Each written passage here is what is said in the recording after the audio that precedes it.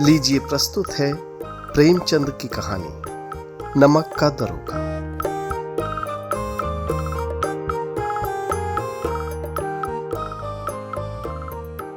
जब नमक का नया विभाग बना और ईश्वर प्रदत्त इस वस्तु के व्यवहार करने का निषेध हो गया, तो लोग चोरी छिपे इसका व्यापार करने लगे। अनेक प्रकार के छल प्रपंचों का सूत्रपात हुआ। कोई घूस से काम निकालता था, कोई चालाकी से। अधिकारियों के पौ 12 थे। पटवारीगिरी का सर्वसम्मानित पद छोड़ छोड़कर लोग इस विभाग की बरकंदाजी करते थे। इसके दरोगा पद के लिए तो वकीलों का भी जी ललचाता था। यह वो समय था जब अंग्रेजी शिक्षा और ईसाई मत को लोग एक ही वस्तु समझते थे। फारसी का प्राबल्य था। प्रेम की कथाएं और श्रृंगार रस के काव्य पढ़कर फारसीदा लोग सर्वोच्च पदों पर नियुक्त हो जाया करते थे। मुंशी वंशीधर भी जुलेखा की विरह कथा समाप्त करके सीरी और फरहाद के प्रेम वृत्तांत को नल और नील की लड़ाई और अमेरिका के आविष्कार से अधिक महत्व की बातें समझते हुए रोजगार की खोज में निकले। उनके पिता एक अनुभवी पुरुष थे। समझाने लगे, बेटा, घर की दुर्दशा देख रहे हो। ऋण के बोझ से दबे हुए हैं। लड़कियां हैं, वे घास फूस की तरह बढ़ती चली जाती हैं। मैं कगारे पर का वृक्ष हो रहा हूं, न मालूम कब गिर पड़ूं। अब तुम ही घर के मालिक मुख्तार हो। नौकरी में ओहदे की ओर ध्यान मत देना। ये तो पीर का मजार है। निगाह चढ़ावे और चादर पर रखनी चाहिए। ऐसा काम ढूंढना जहां कुछ ऊपरी आय हो। मासिक वेतन तो बेटा पूर्णमासी का चांद है जो एक दिन दिखाई देता है और घटते घटते लुप्त हो जाता है। ऊपरी आय बहता हुआ स्रोत है जिससे सदैव प्यास बुझती है। वेतन मनुष्य देता है, इसी से उसमें वृद्धि नहीं होती। ऊपरी आमदनी ईश्वर देता है, इसी से उसकी बरकत होती है। तुम स्वयं विद्वान हो, तुम्हें क्या समझाऊं। देखो, इस विषय में विवेक की बड़ी आवश्यकता है। मनुष्य को देखो, उसकी आवश्यकता को देखो और अवसर को देखो। उसके उपरांत जो उचित समझो करो। गरज वाले आदमी के साथ कठोरता करने में लाभ ही लाभ है, लेकिन बेगरज को दांव पर पाना जरा कठिन है। इन बातों को निगाह में बांध लो। ये मेरी जन्म भर की कमाई है। इस उपदेश के बाद पिताजी ने आशीर्वाद दिया। वंशीधर आज्ञाकारी पुत्र थे। ये बातें ध्यान से सुनी और तब चल खड़े हुए। इस विस्तृत संसार में उनके लिए धैर्य अपना मित्र, बुद्धि अपनी पथ प्रदर्शक और आत्मावलंबन ही अपना सहायक था। लेकिन अच्छे शकुन से चले थे। जाते ही जाते नमक विभाग के दरोगा पद पर प्रतिष्ठित हो गए। वेतन अच्छा और ऊपरी आय का तो ठिकाना ही न था। वृद्ध मुंशी जी को सुख संवाद मिला तो फूले न समाये। महाजन कुछ नरम पड़े। कलवार की आशा लता लहलहाई। पड़ोसियों के हृदय में शूल उठने लगे। जाड़े के दिन थे और रात का समय। नमक के सिपाही चौकीदार नशे में मस्त थे। मुंशी वंशीधर को यहां आए अभी 6 महीनों से अधिक नहीं हुए थे, लेकिन इस थोड़े समय में ही उन्होंने अपनी कार्यकुशलता और उत्तम आचार से अफसरों को मोहित कर लिया था। अफसर लोग उन पर बहुत विश्वास करने लगे। नमक के दफ्तर से 1 मील पूर्व की ओर जमुना बहती थी। उस पर नावों का एक पुल बना हुआ था। दरोगा जी किवाड़ बंद किए मीठी नींद सो रहे थे। अचानक आंख खुली तो नदी के प्रवाह की जगह गाड़ियों की गड़गड़ाहट और मल्लाहों का कोलाहल सुनाई दिया। उठ बैठे। इतनी रात गए गाड़ियां क्यों नदी के पार जाती हैं? अवश्य ही कुछ न कुछ गोलमाल है। तर्क ने भ्रम को पुष्ट किया। वर्दी पहनी, तमंचा जेब में रखा और बात की बात में घोड़ा बढ़ाए हुए पुल पर आ पहुंचे। गाड़ियों की एक लंबी कतार पुल के पार जाती देखी। डांट कर पूछा, किसकी गाड़ियां हैं? थोड़ी देर तक सन्नाटा रहा। आदमियों में कुछ कानाफूसी हुई। तब आगे वाले ने कहा, जी, पंडित अलोपी दीन की। कौन पंडित अलोपी दीन? दातागंज के। मुंशी वंशीधर चौंके। पंडित अलोपी दीन इस इलाके के सबसे प्रतिष्ठित जमींदार थे। लाखों रुपयों का लेन देन करते थे। इधर छोटे से बड़े कौन ऐसे थे जो उनके ऋणी न हो। व्यापार भी बड़ा लंबा चौड़ा था। बड़े चलते पुरजे आदमी थे। अंग्रेज अफसर उनके इलाके में शिकार खेलने आते और उनके मेहमान होते।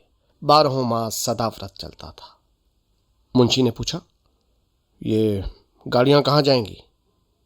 उत्तर मिला, कानपुर। लेकिन इस प्रश्न पर कि इनमें क्या है, सन्नाटा छा गया। दरोगा साहब का संदेह और भी बढ़ा। कुछ देर तक उत्तर की बाट देखकर वो जोर से बोले, क्या तुम सब लोग गूंगे हो गए हो? हम पूछते हैं इसमें क्या लादा है? जब इस बार भी कोई उत्तर न मिला तो उन्होंने घोड़े को एक गाड़ी से मिलाकर बोरे को टटोला। भ्रम दूर हो गया। ये नमक के डेले थे। पंडित अलोपी दीन अपने सजीले रथ पर सवार कुछ सोते कुछ जागते चले आते थे। अचानक कई गाड़ी वालों ने घबराए हुए आकर जगाया और बोले, महाराज, दरोगा ने गाड़ियां रोक दी हैं और घाट पर खड़े आपको बुलाते हैं। पंडित अलोपी दीन का लक्ष्मी जी पर अखंड विश्वास था।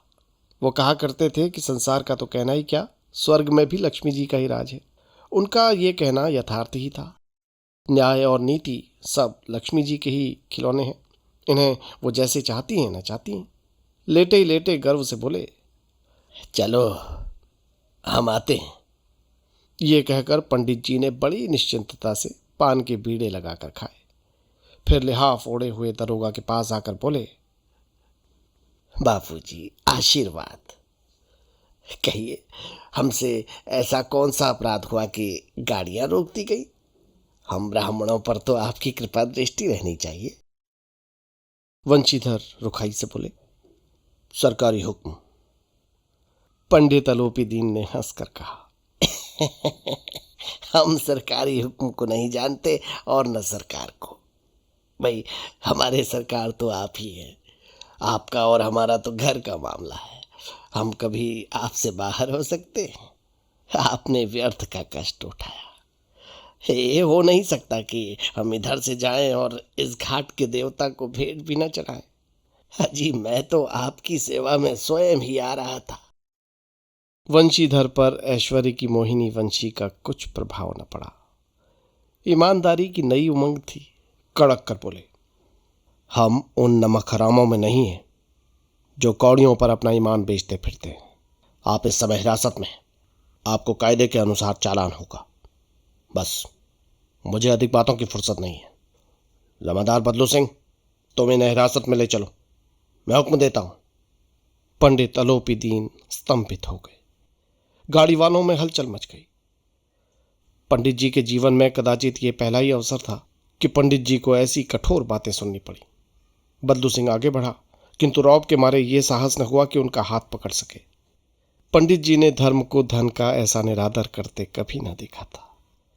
विचार किया कि ये अभी उद्दंड लड़का है, माया मोह के जाल में पड़ा नहीं है, अल्हड़ है, झिझकता है। बहुत दीन भाव से बोले,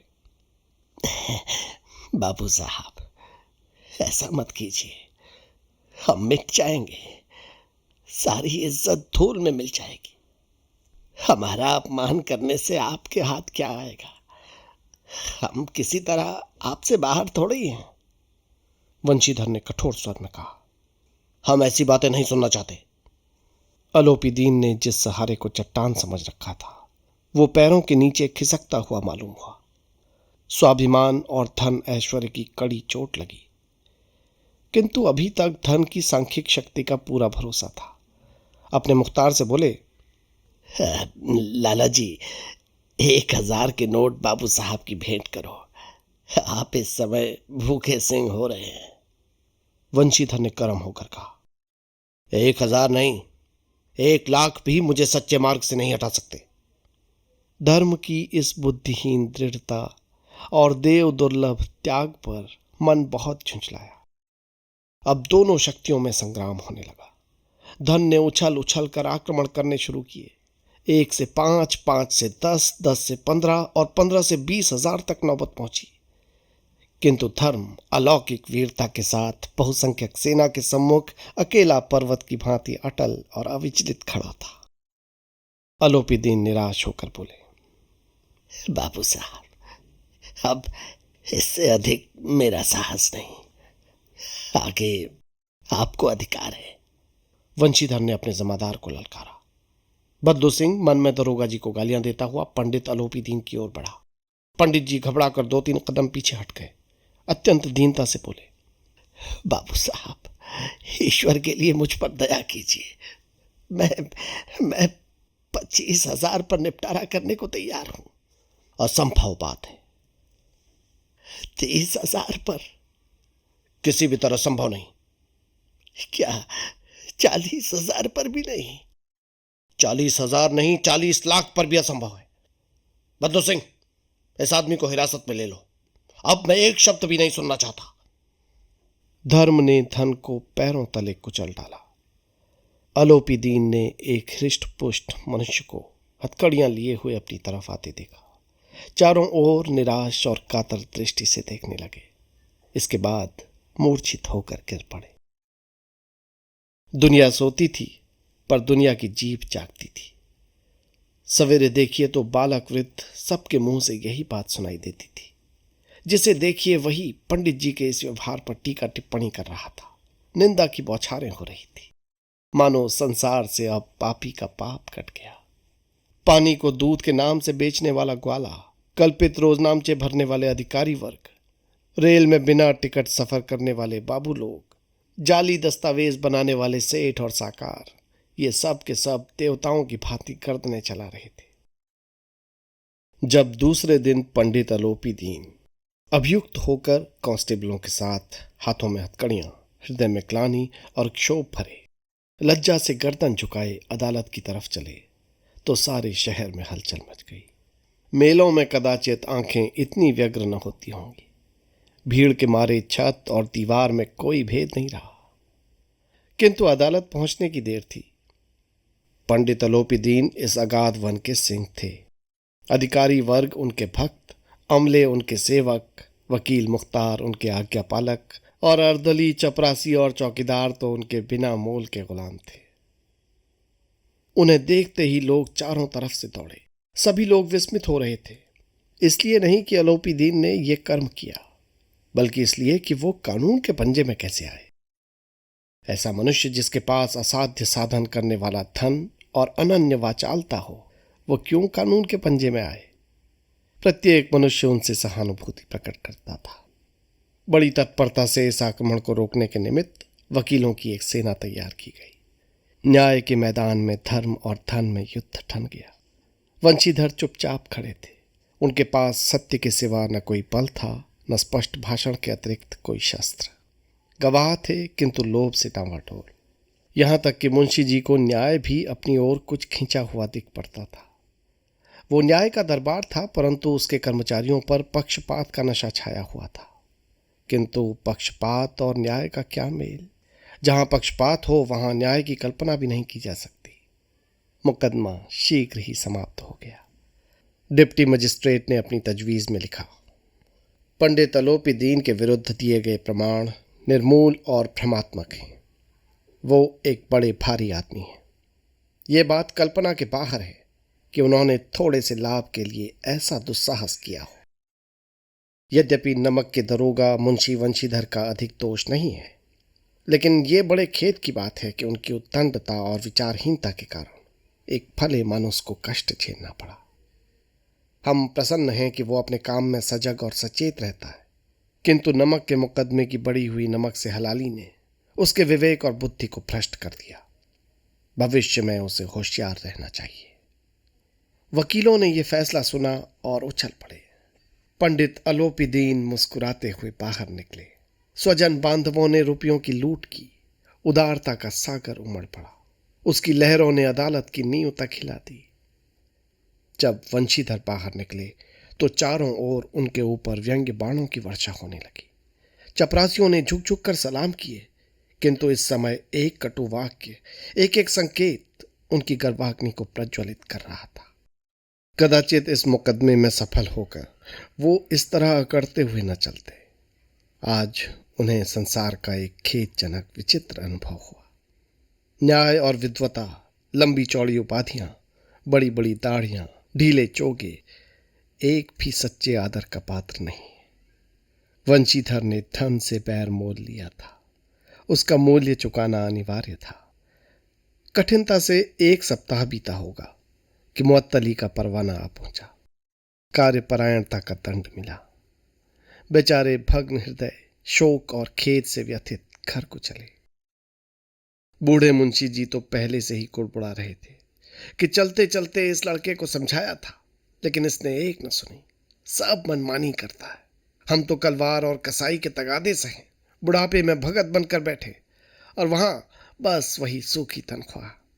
हमने भी तो नौकरी की है और कोई ओहदेदार नहीं थे, लेकिन काम किया, दिल खोल कर किया, और आप ईमानदार बनने चले। घर में चाहे अंधेरा हो, मस्जिद में अवश्य दिया जलाएंगे। खेद ऐसी समझ पर पढ़ना लिखना सब अकारत गया। इसके थोड़े ही दिनों के बाद जब मुंशी वंशीधर इस दुरावस्था में घर पहुंचे और बूढ़े पिताजी ने समाचार सुना तो सिर पीट लिया। बोले, जी चाहता है तुम्हारा और अपना सिर फोड़ लूं। बहुत देर तक पछता पछता कर हाथ मलते रहे। क्रोध में कुछ कठोर बातें भी कही, और यदि वंशीधर वहां से टल न जाता तो अवश्य ही क्रोध विकट रूप धारण कर लेता। वृद्ध माता को भी दुख हुआ। जगन्नाथ और रामेश्वर यात्रा की कामनाएं मिट्टी में मिल गई। पत्नी ने कई दिनों तक सीधे मुंह बात तक नहीं की। इसी प्रकार 1 सप्ताह बीत गया। संध्या का समय था। बूढ़े मुंशी जी बैठे बैठे राम नाम की माला जप रहे थे। इसी समय उनके द्वार पर सजा हुआ रथ आकर रुका। हरे और गुलाबी पर्दे, पछइये बैलों की जोड़ी, उनकी गर्दन में नीले धागे, सींग पीतल से जड़े हुए। कई नौकर लाठियां कंधों पर रखे साथ थे। मुंशी जी अगवानी को दौड़े तो देखा पंडित अलोपी दीन है। झुक कर दंडवत की और लल्लो चप्पो बातें करने लगे। जी, हमारा भाग्योदय हुआ जो आपके चरण इस द्वार पर आए। आप हमारे पूज्य देवता हैं, आपको कौन सा मुंह दिखाएं। मुंह में तो कालिक लगी हुई है, कि तो क्या करें, लड़का भागा कपूत है, नहीं तो क्या आपसे मुंह छिपाना पड़ता। ईश्वर ने संतान चाहे रखे, पर ऐसी संतान न दे। पंडित अलोपी दीन ने कहा, नहीं भाई साहब, ऐसा न कहिए। मुंशी जी ने चकित होकर कहा, ऐसी संतान को और क्या कहूं। अलोपी दीन ने वात्सल्यपूर्ण स्वर में कहा, कहिए कुल तिलक, और पुरखों की कीर्ति उज्जवल करने वाले संसार में ऐसे कितने धर्मपरायण मनुष्य हैं जो धर्म पर अपना सब कुछ अर्पण कर सके। पंडित अलोपी दीन ने वंशीधर से कहा, दरोगा जी, इसे खुशामद मत समझिए। खुशामद करने के लिए मुझे इतना कष्ट उठाने की जरूरत न थी। उस रात को आपने अपने अधिकार बल से अपनी हिरासत में लिया था, किंतु आज मैं स्वेच्छा से आपकी हिरासत में आया हूं। मैंने हजारों रईस और अमीर देखे, हजारों उच्च पदाधिकारियों से काम पड़ा, किंतु परास्त किया तो आपने। मैंने सबको अपना और अपने धन का गुलाम बनाकर छोड़ दिया। मुझे आज्ञा दीजिए कि आपसे कुछ विनय करूं। वंशीधर ने अलोपी दीन को आते देखा तो उठकर सत्कार किया, किंतु स्वाभिमान सहित। समझ गए कि ये महाशय मुझे लज्जित करने और जलाने आए। क्षमा प्रार्थना की चेष्टा नहीं की, वरन उन्हें अपने पिता की ये ठकुर सुहाती की बात असह्य सी प्रतीत हुई। पर पंडित जी की बातें सुनी तो मन की मैल मिट गई। पंडित जी की ओर उड़ती हुई दृष्टि से देखा, सद्भाव झलक रहा था। गर्व ने अब लज्जा के सामने सिर झुका दिया। शर्माते हुए बोले, पंडित जी, ये आपकी उदारता है जो ऐसा कहते हैं। देखिए, मुझसे जो कुछ अविनय हुई है उसे क्षमा कीजिए। मैं धर्म की बेड़ी में जकड़ा हुआ था, नहीं तो वैसे मैं आपका दास हूं। जो आज्ञा होगी वो मेरे सिर माथे पर। अलोपी दीन ने विनीत भाव से कहा, मुंशी जी, उस दिन नदी तट पर आपने मेरी प्रार्थना स्वीकार नहीं की थी, किंतु आज स्वीकार करनी पड़ेगी। वंशीधर बोले, जी मैं किस योग्य हूं, किंतु जो कुछ सेवा मुझसे हो सकती है उसमें त्रुटि न होगी। अलोपीदीन ने एक स्टाम्प लगा हुआ पत्र निकाला और उसे वंशीधर के सामने रखकर बोले, इस पद को स्वीकार कीजिए और अपने हस्ताक्षर कर दीजिए। मैं ब्राह्मण हूं, जब तक यह सवाल पूरा न कीजिएगा द्वार से न हटूंगा। मुंशी वंशीधर ने उस कागज को पढ़ा तो कृतज्ञता से आंखों में आंसू भर आए। पंडित अलोपीदीन ने उनको अपनी सारी जायदाद का स्थायी मैनेजर नियुक्त किया था। 6,000 वार्षिक वेतन के अतिरिक्त रोजाना खर्च अलग, सवारी के लिए घोड़ा, रहने को बंगला, नौकर चाकर मुफ्त।